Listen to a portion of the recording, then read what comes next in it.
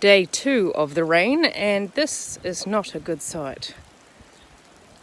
It's already lapping at the side of the driveway, so yeah, I'll keep you informed.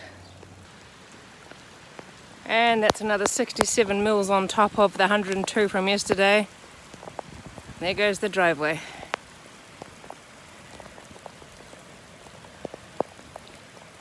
That's a lot of water. Hopefully it doesn't stay up for very long.